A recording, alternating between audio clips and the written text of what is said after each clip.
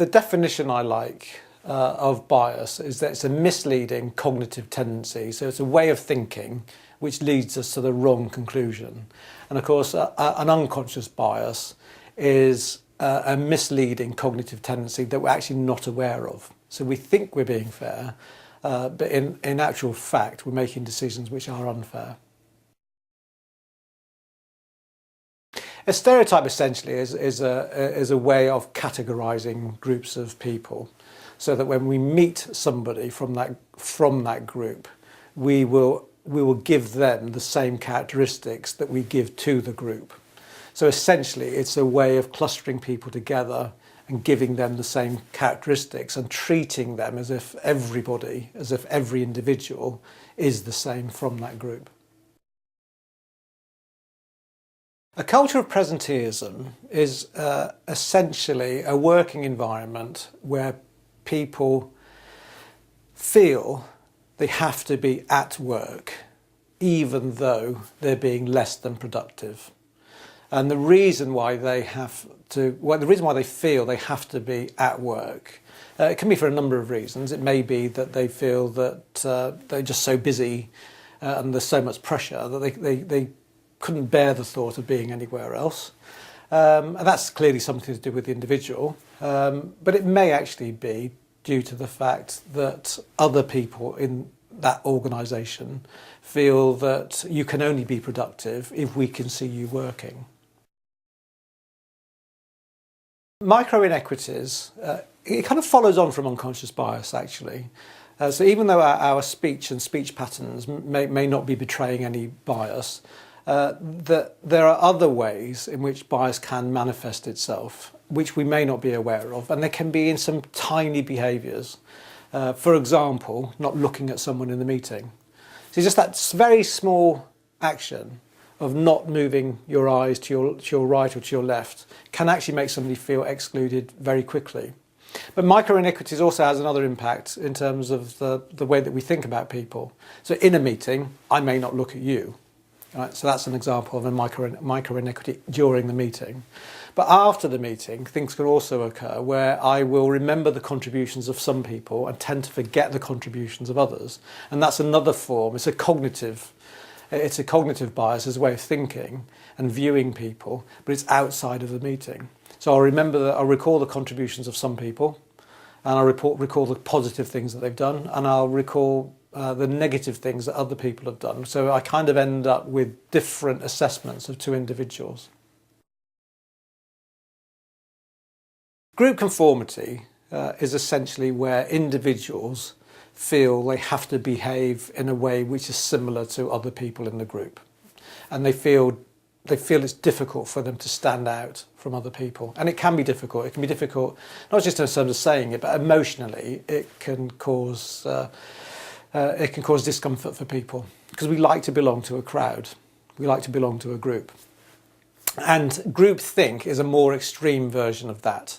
And there are several conditions for group think, two of which are the need for consensus overrides the need for challenge. So people, generally speaking, want to get along with one another.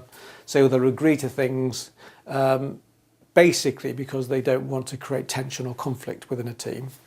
And one of the other conditions is that you have a particularly driven or charismatic leader who wants to arrive at a particular conclusion and is not allowing any dissent from that point of view at all.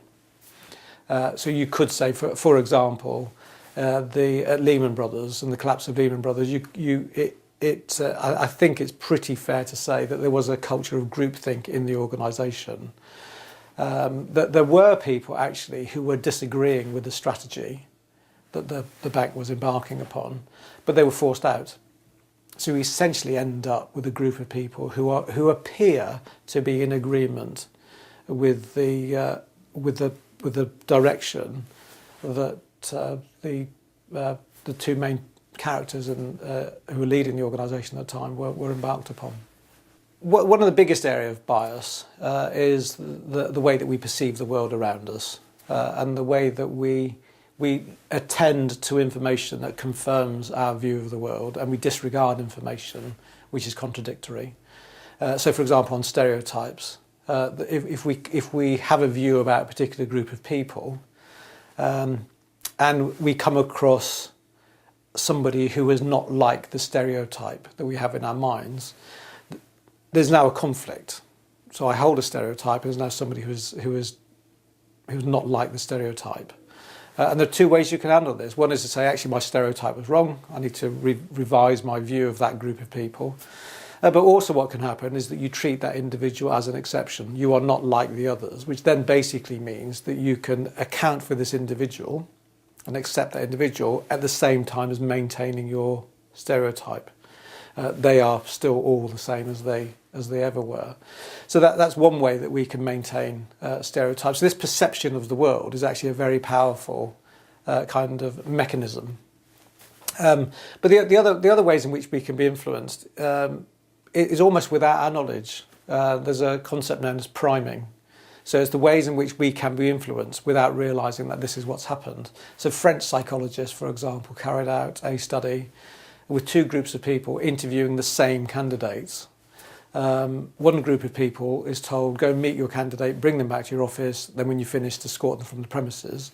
And the other group is told, go and meet your elderly candidate, bring them back to your office, and then on conclusion, escort them from the premises. And what they found was the group of people who thought they were meeting an elderly candidate actually walked more slowly to meet them.